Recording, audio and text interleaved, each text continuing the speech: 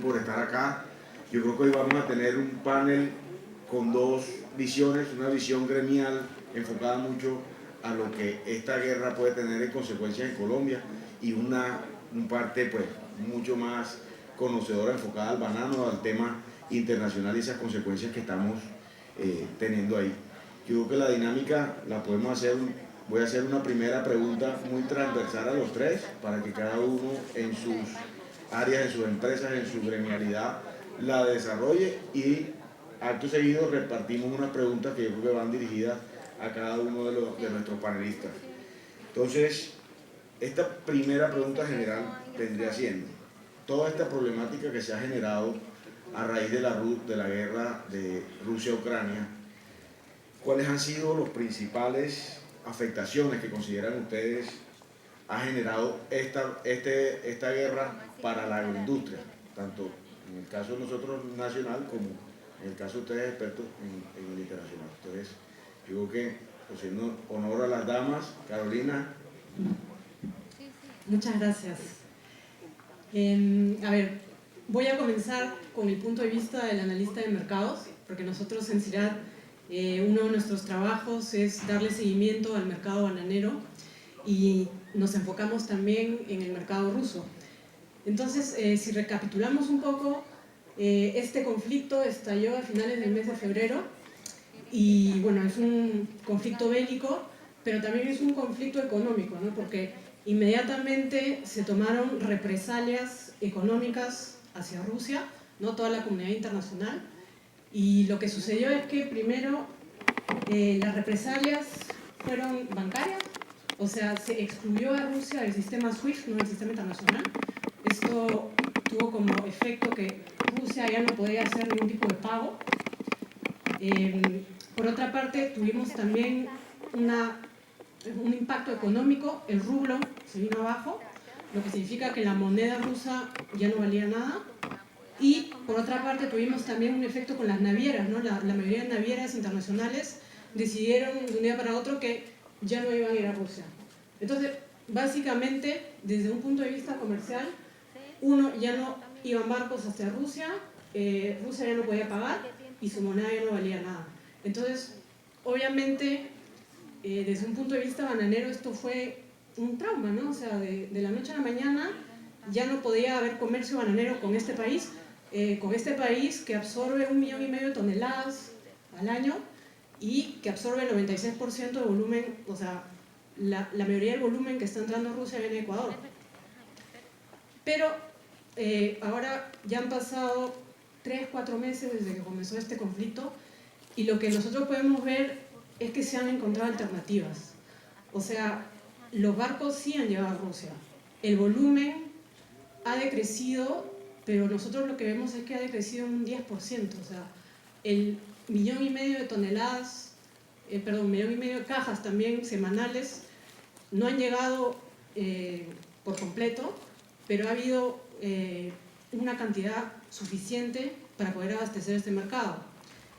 Uno de los temores por parte de Europa era que justamente ese volumen que ya no iba a llegar a Rusia, o el volumen que tampoco iba a llegar a Ucrania, entrara en el mercado europeo, ¿no? Entonces que porque el puerto de Odessa fue bombardeado y obviamente el volumen que tenía que ir a Odessa, pues una de las alternativas era que llegara a Rumanía. Bueno, efectivamente durante un par de semanas fue el caso, no hubo más volumen que comenzó a llegar a Rumanía, pero se encontraron alternativas. El mercado en Ucrania ha seguido llegando banano, ha llegado por Polonia, o el volumen se ha redireccionado también hacia Turquía, por ejemplo. Entonces ha habido alternativas. Y con esto quiero decir que el comercio bananero ha continuado. Rusia ha encontrado alternativas. No sé si los que siguen la fluctuación de las monedas han podido ver también que el rublo ha subido de manera importante otra vez, y esto porque esta guerra es económica, ¿no? Entonces los rusos han contraatacado de cierta manera, porque los rusos saben que Europa depende mucho de su petróleo, Europa depende mucho del gas, y entonces ¿qué han hecho? Pues han dicho, si ahora nos quieren comprar ustedes gas, nos quieren comprar petróleo, páganos en rublos. y eso ha ayudado a que la tasa de cambio suba nuevamente. Entonces, desde el punto de vista bananero, hemos tenido un primer shock que ha sido amortiguado un poco por todo esto que vengo a decirles. De ahí, como les digo, es una guerra económica también, ¿no? Entonces, ahora voy a hablar desde el punto de vista europeo y desde el punto de vista del consumidor que vive en Europa. Tenemos una inflación sin precedentes. O sea, tenemos... pero esto no solo sucede en Europa, ¿no? En Estados Unidos, o sea, sucede también a nivel mundial. El precio de la gasolina ha subido, el precio de los alimentos han subido, y para esto, a día de hoy, no hay alternativas, ¿no? Entonces, esto obviamente está resintiendo el bolsillo del consumidor. Todavía es muy temprano para ver el impacto que va a haber en términos de consumo, pero ya es algo muy comentado, ¿no? Se sabe que en toda Europa los consumidores ya han comenzado a sufrir. Pero si podemos ser un poco positivos, y creo que Benjamín lo dijo durante su ponencia, el banano siempre ha demostrado ser un producto de crisis, ¿no? En los periodos en los que hemos tenido crisis económicas, el banano, al ser una de las frutas más baratas, siempre ha sido una elección favorecida por los consumidores. Entonces, bueno, eso es lo que tengo que decir. Le paso la palabra a Benjamín. Bueno, yo creo que lo descrito por Carolina es muy completo. Solo para complementar un poco, el banano, francamente, ha encontrado un lugar como salir. Yo me he sorprendido cómo la fruta ha continuado, ha encontrado manera de entrar, ya sea directo con el Baltic Shipping, una compañía de barcos refrigerados muy grande, más grande del mundo. Ha mantenido sus salidas de Ecuador como reloj. MSC, la Mediterranean Shipping, ha mantenido sus volúmenes. De alguna manera ellos han logrado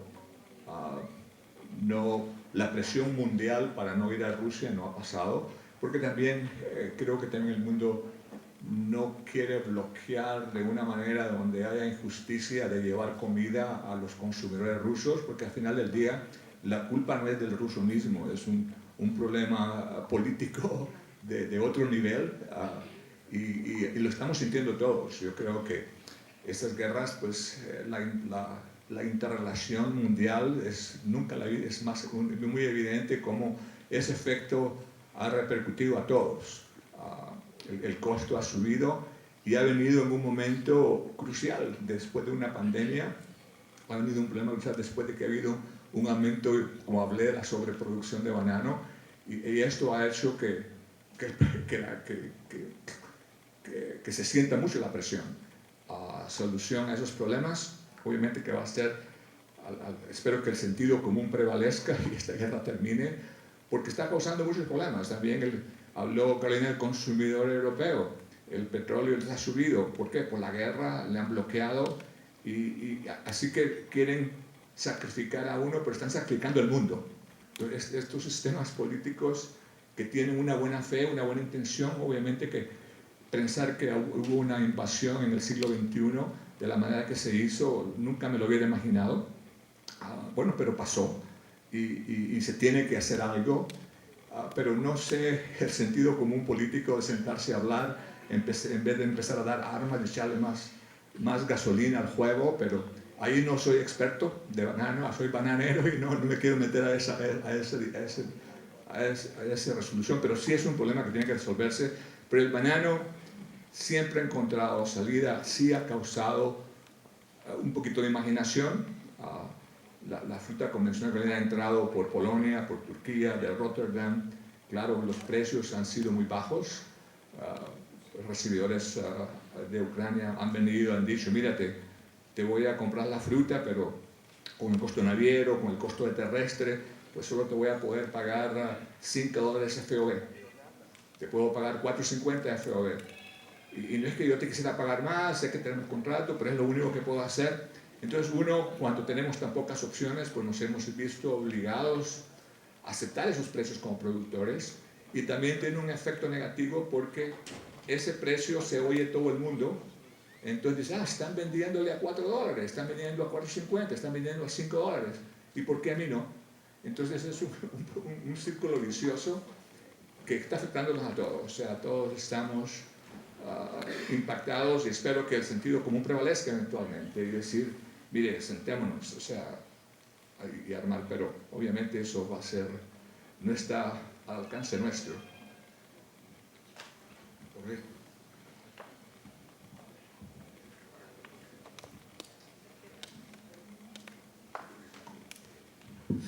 Bueno, yo daría como una perspectiva tal vez más alejada del banano, y mirando, que yo creo que todos leímos ese artículo de The Economist, que la portada era el tema de la hambruna a nivel global y lo que se venía.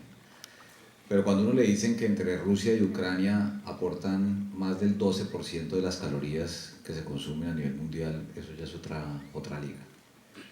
Y antes de la invasión de Putin a Ucrania, había 400 millones de personas que no alcanzaban a tener la dieta alimenticia que necesitaban, y hoy ya vamos en 1.2 billones de personas.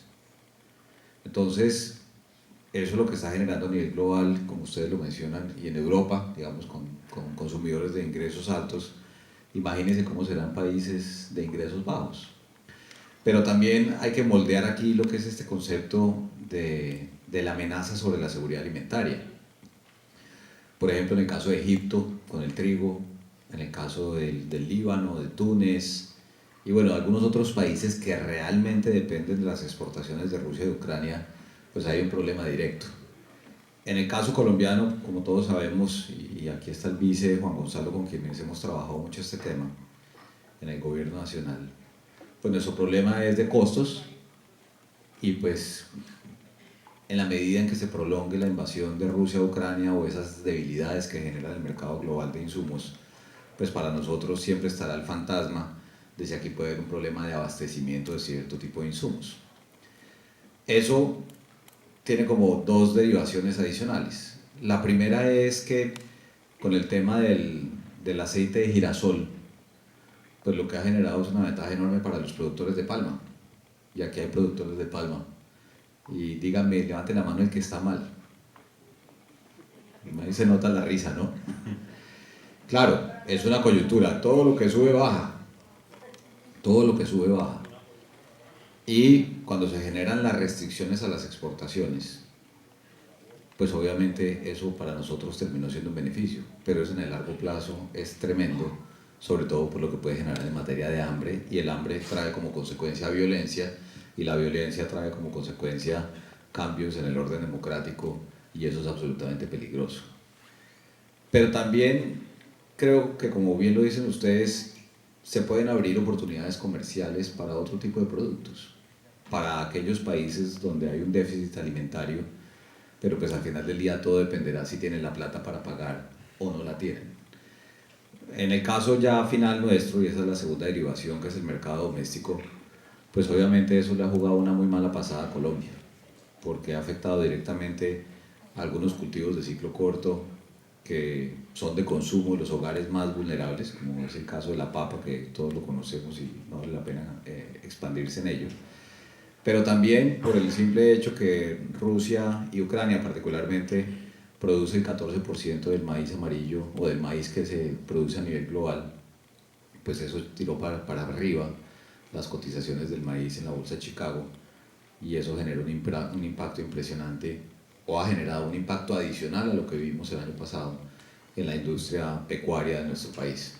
Las proteínas como el pollo, el huevo, el cerdo, que son de lo que más consumen los colombianos, pues obviamente se complicaron tremendamente para los consumidores más vulnerables. Entonces, por el lado de las exportaciones de algunos productos, pues hay una gran ventaja, indiscutiblemente, pero en lo que nos enfrentamos ya nosotros como colombianos, desde el punto de vista de llamémosla una seguridad alimentaria con algún grado de riesgo para algunos productos, y más a 15 días de elecciones presidenciales, donde ambos candidatos hablan del hambre, pues evidentemente eso genera un hecho muy complicado. Y déjeme finalizar con esto. Ayer yo estaba en Cali en un escenario con Cavasa, que es la central de abastecimiento del Valle del Cauca, y me preguntaron sobre las políticas económicas de los dos candidatos. Y yo decía, mire, qué curioso. Uno, con su reforma tributaria, va a encarecer la comida de los colombianos, porque dice que va a eliminar el IVA y va a poner un hipoconsumo del 10%. Y el otro dice que va a proteger la agricultura subiendo aranceles. Entonces, cualquiera de los dos, sea por política tributaria, por política comercial, podría encarecer aún más la comida de los colombianos. Ese es el riesgo que, si se mantiene la invasión de Rusia a Ucrania, hacia adelante nosotros podríamos terminar peor, si es que las políticas, cualquiera que los dos llegue a la presidencia de la República, terminan siendo lesivas para el sector. Gracias, Jorge. Y creo que la siguiente pregunta, y arrancamos en este orden, dada ¿Puedo añadir una cosita? Claro que sí. Sobre este mismo tema. El tema de la seguridad alimentaria también es algo que se está comentando en Europa. O sea, Europa estamos hablando de países con altos ingresos, y su seguridad alimentaria, cuando se habla de seguridad alimentaria, uno pensaba más bien en los países africanos, ¿no? Países que no tienen todos los alimentos necesarios para alimentar a su población. Europa no, en todo caso, no tenía eso tan presente en la mente. Sin embargo, ahora con este contexto del alza de los costos de los fertilizantes, esto está afectando también a las producciones locales europeas, ¿no? A los fruticultores. Se habla mucho en España que viene a ser lo que dicen la huerta de Europa, ¿no? Ahí se producen las frutas, las verduras que se exporta a todo el resto de Europa, Alemania, países escandinavos. Entonces se está hablando ya de descensos en los rendimientos de la producción, de las frutas que se van a cosechar ahora en verano. Entonces, esto también hace pensar en Europa a que se va a depender también de más aún de las importaciones, porque ya es verdad que una parte importante de lo que se consume en Europa es importado, pero con esto toma aún mayor relevancia el volumen de lo que va a ser importado. Y entonces, un producto como el banano, que es un producto que no es estacional, como las frutas de estación que se producen en Europa, es una fruta que está disponible todo el año, es una fruta que hasta el día de hoy se consigue a bajo precio comparado con las demás producciones. Es un producto que va a tomar aún mayor importancia con el contexto que tenemos actualmente. Porque la pregunta decía cómo afecta a Colombia. Yo creo que en cuanto a volumen de exportación, creo que todo el mundo ha exportado su fruta. Sí ha habido fruta que se ha quedado, pero no ha sido necesariamente por Ucrania, ha sido más que todo por limitación de espacio de barcos y lo demás. Lo que sí ha afectado, y no solamente a Colombia, todo, es número uno el precio de venta. El precio de venta del producto. Creo que lo mencioné. La gente ucraniana, mira, ayúdame por la cosa. Entonces hemos bajado los precios porque no tenemos alternativa, y eso tiene un efecto. Y eso ha afectado aquí a Colombia y a todos los demás. Tenemos forzado a vender a precios menores. Y segundo, que a mí lo mencionaron ambos, el costo indirecto de fertilizantes. O sea, cómo viene a subir al consumo, está vendiendo mal y le está costando mal para producir. Entonces tenemos una tormenta perfecta en la finca, donde no saquemos rendimiento con nuestra fruta y tenemos un costo incremental en nuestros insumos. Entonces eso es un efecto que sí ha causado, y eso es más que todo el efecto de volumen. Yo vi los volúmenes de Ecuador, y francamente la fruta que exportó el año pasado a Rusia, yo veo a la semana 18 y creo que no vi diferencia, es una diferencia de redondeo. O sea que el volumen fue... No hubo problema de volumen, pero sí hubo un volumen de precio. Mire, el precio en Rusia pues está vendiendo, llegó hasta casi $24. Claro, hay un montón de riesgos, el costo del seguro, lo que está pagando, lo que se está cobrando los barcos rusos es increíblemente alto. Entonces muchas veces uno tiene que, si está 24, me cuesta $10 de barco, ¿cuánto le queda a la fuente? Y después tengo que pagar por la caja, tengo que pagar por todo lo demás. Entonces siempre quedan unos márgenes menores. Pero el volumen, gracias por la necesidad de comer, el volumen ha salido. El problema económico es en realidad lo que estamos sintiendo. Así es. Y creo que han tocado un punto que quería preguntarle directamente a Jorge Enrique, porque hemos escuchado mucho, Jorge, tus intervenciones acerca de la canasta familiar, que se nos ha encarecido. Todos nosotros en tu junta ponemos, como quien dice por ahí, la queja, la llorona de que los precios se están subiendo, la gente lo está sintiendo. Y en ese orden de ideas, una de las cosas que más han subido en el sector de agricultura ha sido el fertilizante.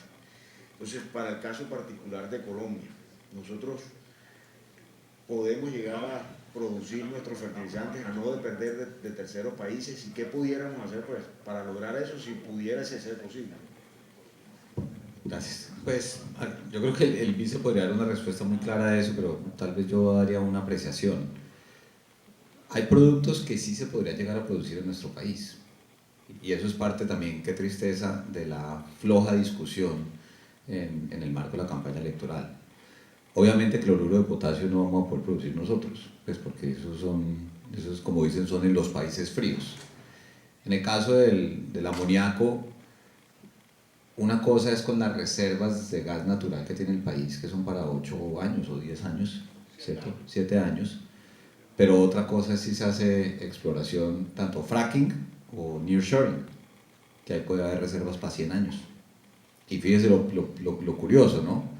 Gente que dice y demoniza este tema de la exploración de hidrocarburos, que al final es lo que genera los recursos de regalías que también van para los campesinos de nuestro país, en vías, educación y demás, pero ahí habría una oportunidad por lo menos de tener la materia prima.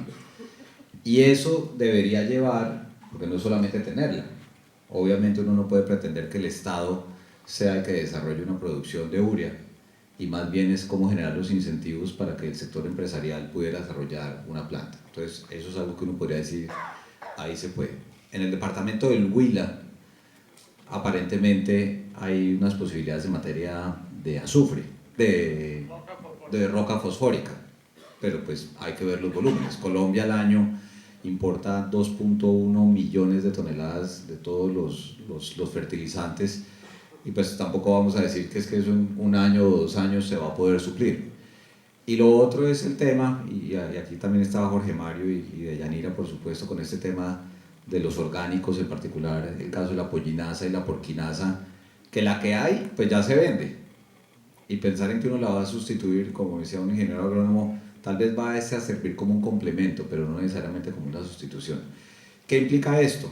Hacer algo como lo que hizo Brasil, y eso José lo sabe bien, desde nuestra junta directiva se lo planteamos a todos los candidatos a la presidencia de la República, y el gobierno también lo viene trabajando, y es, oiga, ¿cómo tener un plan de fertilizantes, pero un plan serio? Aquí tampoco uno puede vender como una nube, que es que Colombia va a poder ser autosuficiente en eso. Yo particularmente creo que en el corto plazo no va a ser, y en los próximos 4 años, que es el próximo periodo presidencial, tampoco. Pero definitivamente nos toca movernos, y el ser humano tiene la gran ventaja que siempre se adapta a las nuevas situaciones y saldrán más productos. ¿Cuál es el problema? El costo y la disponibilidad para el productor, en particular para el pequeño. Porque si eso ya existiera, pues no estaremos viviendo esa problemática. Y algo que el gobierno nacional muy inteligentemente ha hecho, desde inclusive antes de sancionar la ley que sancionó el presidente el 6 de enero, y es el tema de la libertad vigilada. Nosotros le hemos dicho al gobierno, lo hemos hablado con el vice, qué bueno que todos los productores del campo tengan la disponibilidad, la información de la libertad vigilada. Si ustedes miran las cotizaciones internacionales, por lo menos en New Orleans, de la urea, ha bajado en la última semana.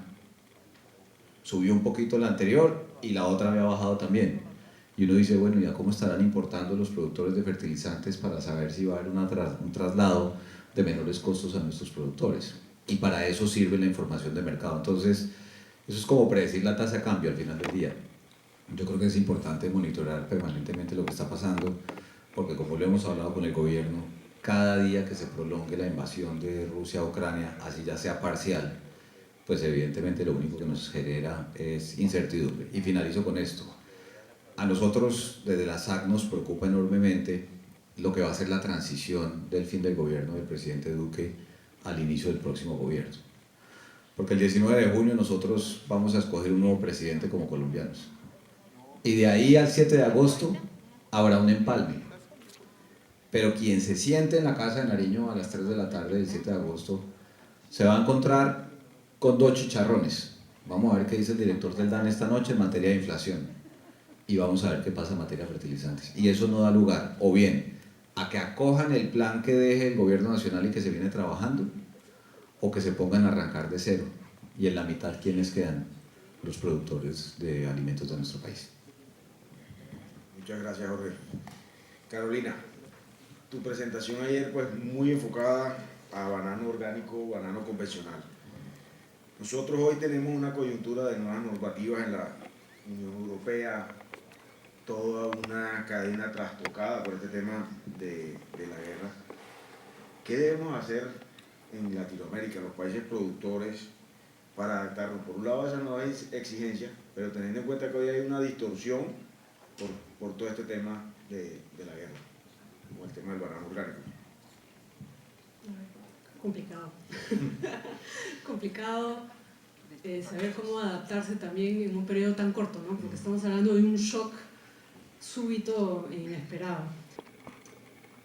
Con respecto a las nuevas exigencias, también algo que me parece súper importante es primero conocer esas nuevas exigencias y, por ejemplo, este tipo de eventos que reúne a gente que viene de diferentes lugares, que tiene que aporta su diferente visión, me parece que es fundamental para los productores y para que todo el mundo acceda al mismo nivel de información, ¿no? O sea, al estar bien informados de lo que está pasando de verdad, uno puede tomar las decisiones para adaptarse. Y, por ejemplo, estar al corriente de lo que está pasando en Alemania, ¿no? Con la nueva ley de suministro y las implicaciones que eso va a tener para el sector es fundamental. Y también justamente poder trabajar con organismos como GIZ, que quiere apoyar al sector para poder adaptarse a estos cambios, que pueden ser cambios muy, muy estructurantes, ¿no? Trabajar sobre estos temas emergentes como la huella hídrica, como la huella de carbono. Efectivamente no se va a poder trabajar sobre todo, ¿no? Porque para el sector también es un esfuerzo muy importante el adaptarse a estas exigencias que son muy diversas.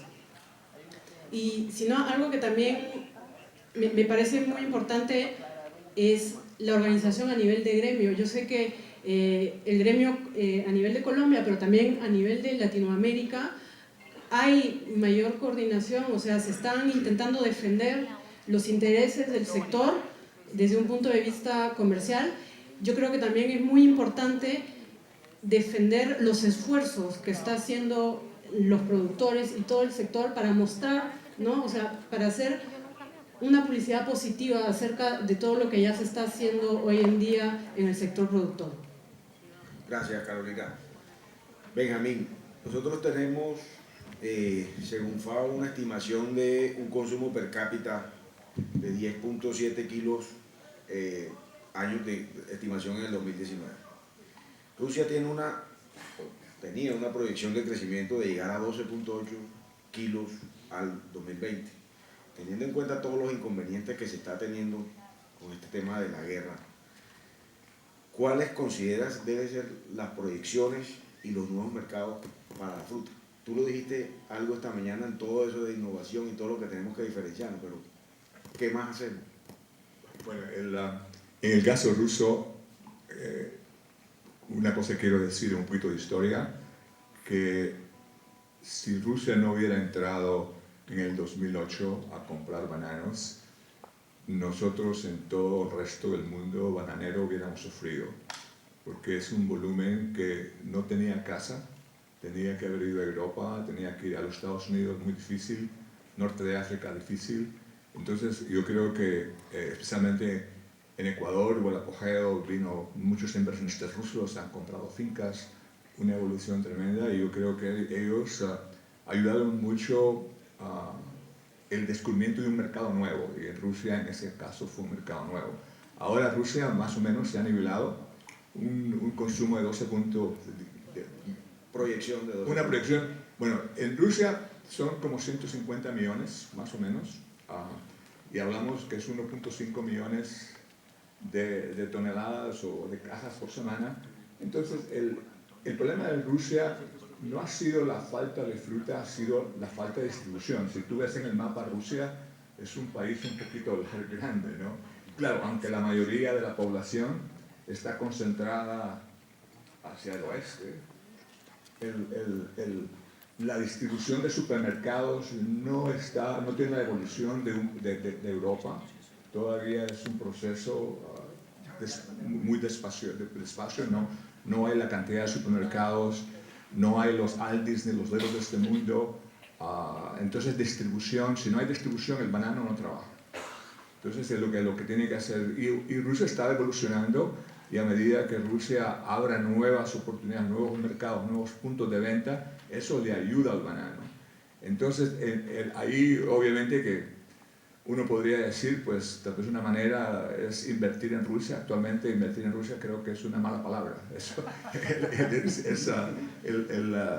Todo el mundo está saliendo de Rusia. Pero una cosa muy interesante, que los mayores consumidores del banano están en el norte, cerca del Polo Norte. Los finlandeses, los suecos, los rusos tienen un buen consumo por cápita. Digamos, hablamos en Escandinavia, casi llega a una caja por persona. Y Rusia tiene esa capacidad. Lo que no tiene es la distribución que tiene una Suecia, no una nación que tiene una Noruega, una Finlandia. Entonces, si eso se alcanza, llega a ese nivel económico, obviamente que después de la guerra, pues aunque no le están bombardeando las tierras a las Rusias, pero el factor económico va a ser muy difícil.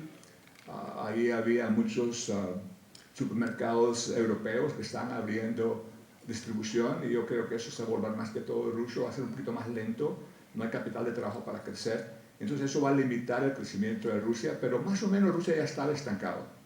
Rusia, el volumen de Rusia se paró hace como 4 años, y ha sido por falta de distribución. O sea, tenemos que buscar más puntos de venta.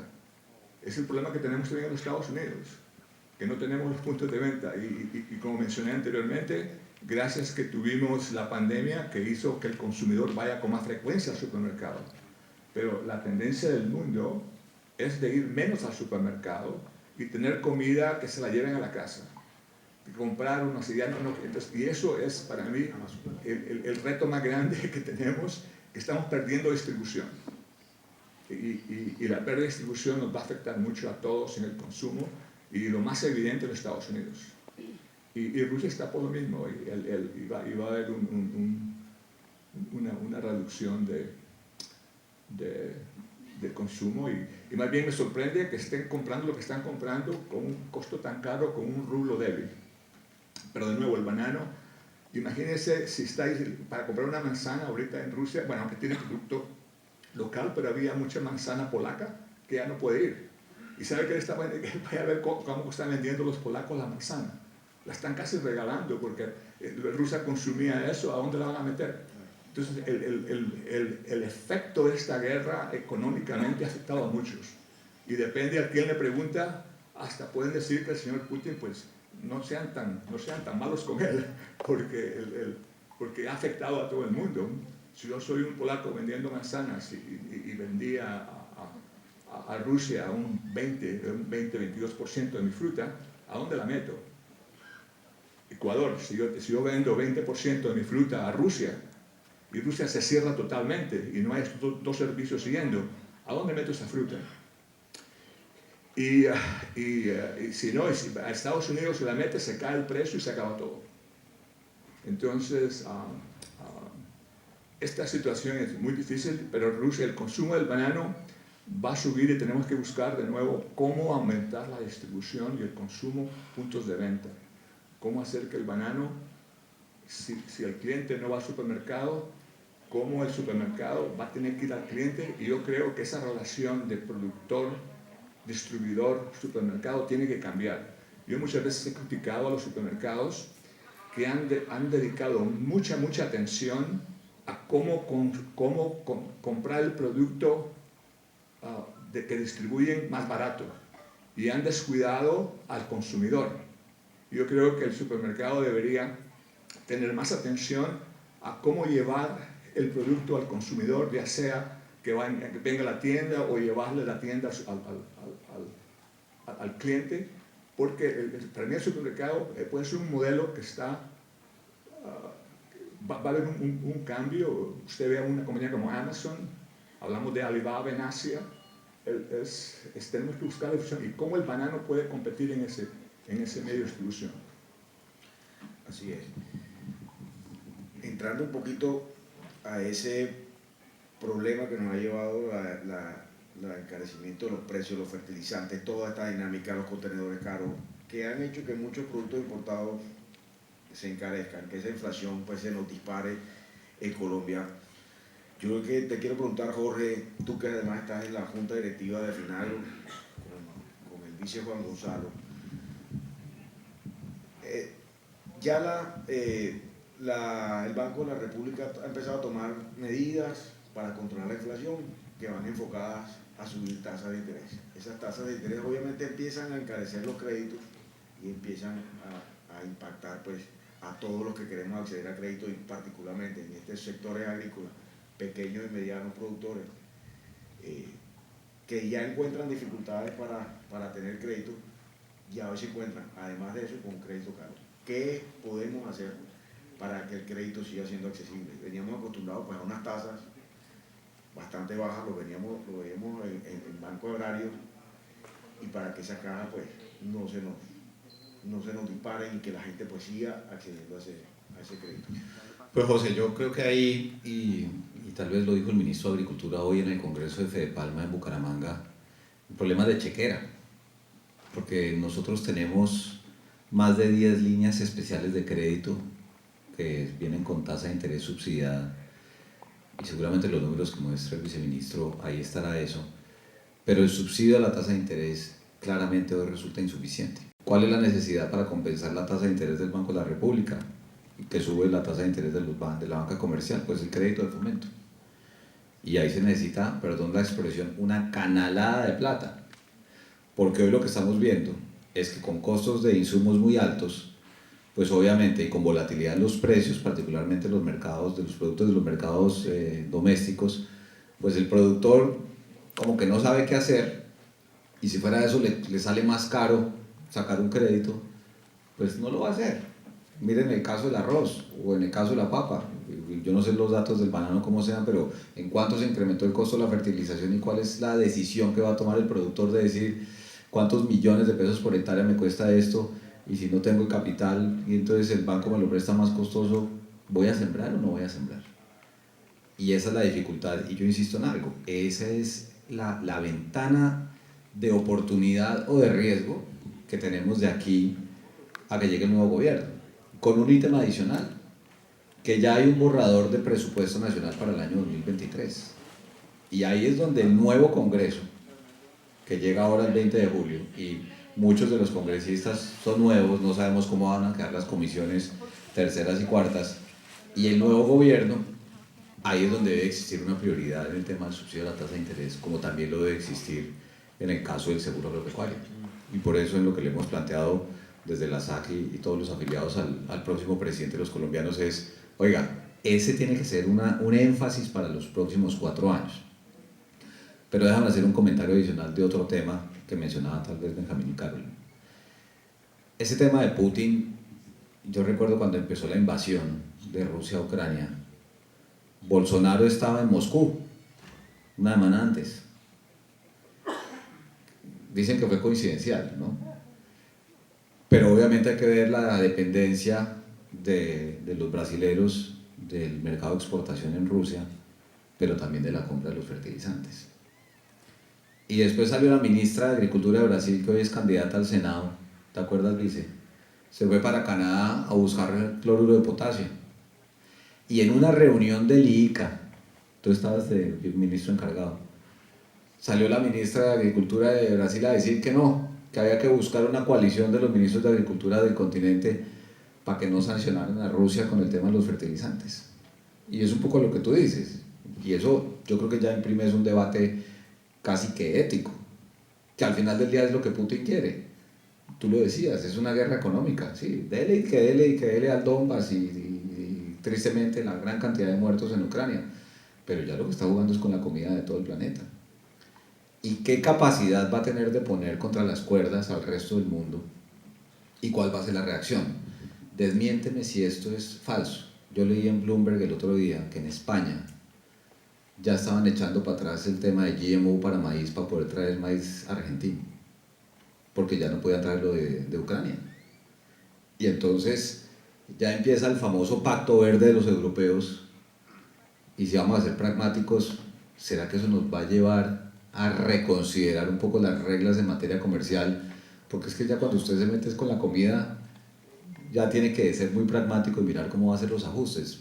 Y yo creo que Colombia ahí tiene una oportunidad enorme, de nuevo, en lo que queda de este gobierno y en lo que se viene, porque sí tiene que haber un reordenamiento. O sea, aún si mañana se acabara la invasión de Rusia a Ucrania, yo sí no creo que ningún país quiere quedar con esa gran dependencia que tiene de un país como Rusia o Bielorrusia. El otro día estaba yo tomándome un café ahí cerca de la oficina y estaba hablando con el presidente Monómeros, que además, fíjense lo curioso, salen aquí en medio de la campaña presidencial a decir que es que Monómeros está quebrada cuando Monómeros tuvo el mejor año el año pasado. Y estábamos hablando de lo que podía ser la producción de amoníaco verde que quieren hacer ellos por electrólisis con el agua del río Magdalena. Y había un señor al lado y se me acercó y me dice, oiga, es que yo soy el cónsul honorario de Bielorrusia. Y entonces lo estoy oyendo y creo que nosotros en Bielorrusia podemos suministrarle a ustedes los fertilizantes que necesitan. Y le dije, yo no sería capaz de comprarle a Bielorrusia, yo no compro, pero ninguno de mis afiliados, porque es que ustedes están participando en un genocidio. Y yo creo que esos son los debates que tiene que plantearse la gente, porque pues, no todo vale. Pero tristemente Putin puede terminar tristemente siendo exitoso de apretar a muchos países, y por eso el tema de la seguridad alimentaria, que es muy distinto a hablar de ese concepto que es soberanía alimentaria, nos tiene que poner a pensar a nosotros y en particular a quien llega a la presidencia el 7 de agosto. Qué pena, quería hacer ese comentario porque Benjamín lo mencionó y creo que vale la pena compartirlo. Muchas gracias, Jorge. Creo que muy claro el tema. Carolina, nosotros en toda esta discusión que viene chocada por los problemas de la guerra, por los problemas que está teniendo pues ahora toda esta dinámica, los productores con un cóctel, como lo dijo Benjamín ahorita, con insumos altos, fletes altos, precios bajos. Uno empieza a ver que pudiera ser una opción el tema del banano orgánico. ¿Crees que Colombia en esta coyuntura o el crecimiento del mercado pudiera dar para que Colombia aproveche este renglón del negocio y poder tener ahí una buena producción de ese banano orgánico? A ver, si analizamos un poco la evolución de Colombia dentro del mercado orgánico mundial, lo que nosotros vemos en los últimos 5 años es que ha habido un progreso positivo, ¿no? O sea, lo mostraba en mi presentación ayer. Colombia ha crecido en Estados Unidos, Colombia también ha crecido con su banano orgánico dentro de Europa. La pregunta ahora, ¿no? Lo que nosotros vemos también es que hay otros países que están creciendo. Entonces, para que Colombia siga creciendo hay que ver cuál es su ventaja competitiva con respecto a los demás países.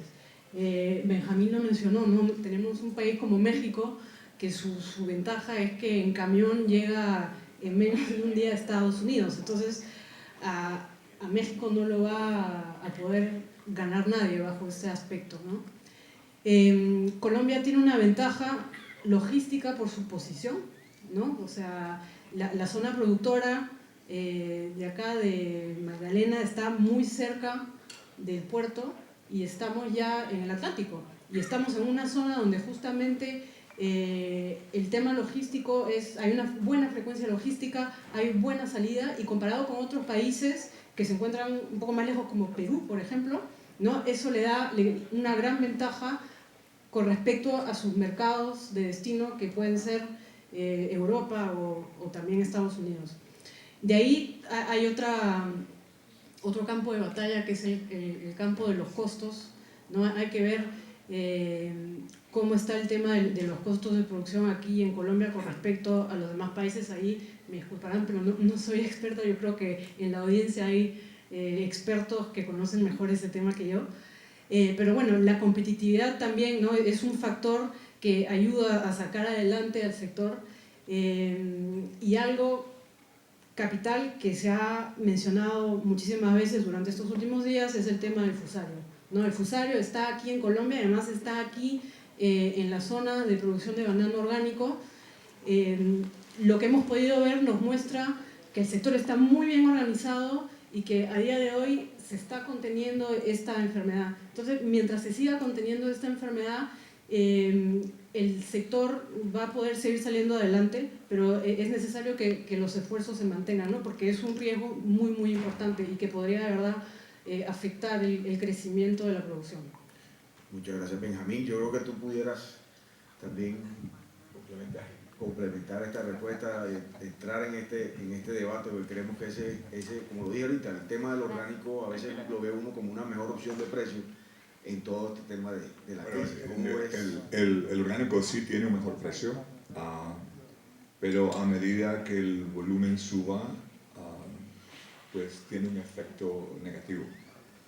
Más bien mire, un problema que pasó hace, creo que fueron 4 años, cuando una compañía que se llama Amazon compró una compañía que se llama Whole Foods. Y la transferencia pasó un fin de semana y el precio del banano orgánico en Whole Foods el último día era 99 centavos la libra. El lunes dijo Whole Foods, bájelo a 69 centavos. O sea, que en un fin de semana, una decisión de mercadeo, porque quería Amazon a través de Whole Foods atraer más clientes, porque Whole Foods, si lo conocen, en Estados Unidos trata de vender la idea de ver de todo esto, y hasta ni venden ni Coca-Cola, tienen otros productos naturales. Entonces, pero ¿qué fue el efecto de eso? 30 centavos la caja, 30 centavos por libra, si lo multiplica por 40, ¿cuánto le da? $12. Entonces significa que en un fin de semana el valor que le da la cadena de valor por un banano orgánico bajó $12. Entonces la pregunta es, de esos $12, ¿a quién se los quitaron? Porque el costo no cambió. Si Dole fuera la compañía más grande importadora de bananos, tuvo que tener una mordida, pero lo absorbió Amazon. Amazon absorbió eso, pero también cuando el contrato expiró, están diciendo, bueno, mira, ahora tienes que contribuir. Quiero vender más y todo eso, y eso se vuelve, estamos expuestos a unos efectos interesantes. La idea yo en el banano orgánico, francamente, tienen que tener unas condiciones ideales para que triunfe. Por ejemplo, la República Dominicana, yo tengo grandes amigos ahí, los quiero todo mucho, me gusta la yuca, cómo la preparan y todo, pero yo nunca he entendido cómo en un lado de la finca es orgánico y el otro lado no es orgánico. Eso, francamente, yo no sé cómo lo hacen. Puede ser, no sé, cuando tenemos la cigatoca que está al lado de todos los efectos.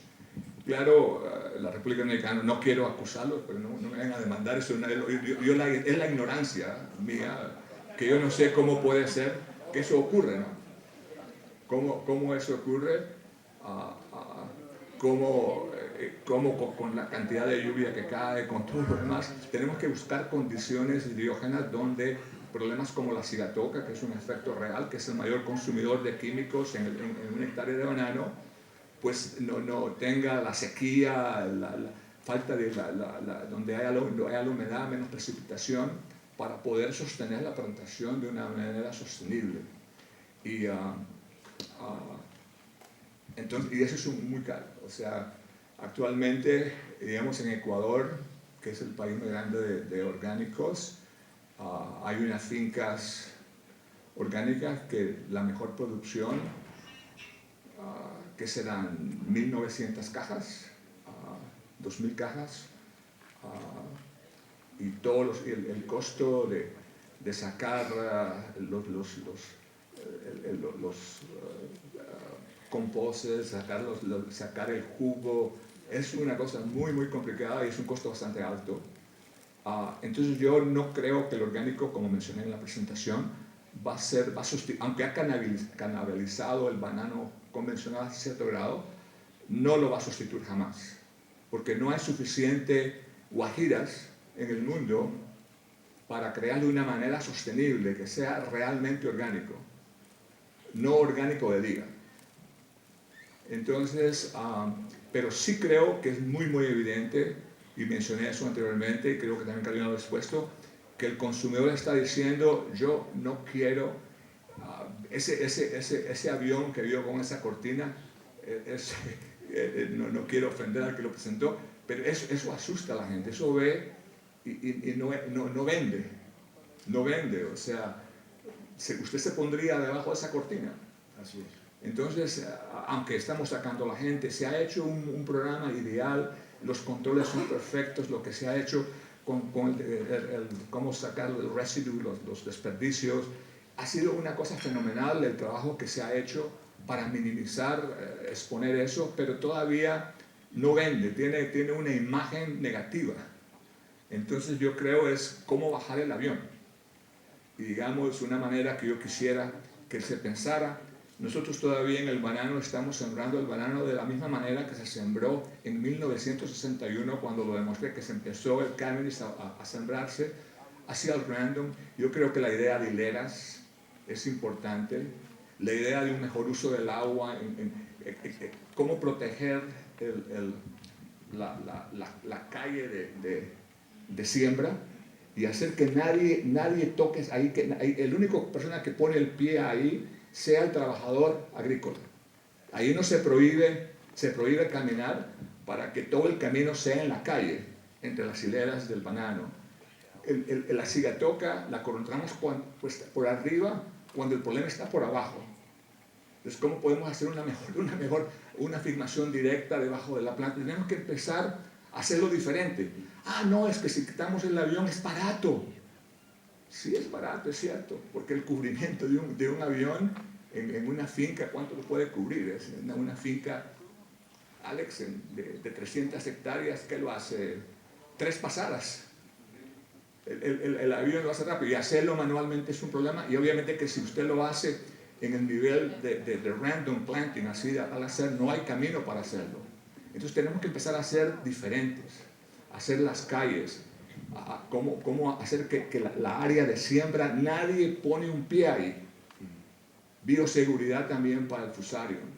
Hay que hacer las cosas diferentes, pero seguimos haciendo lo mismo.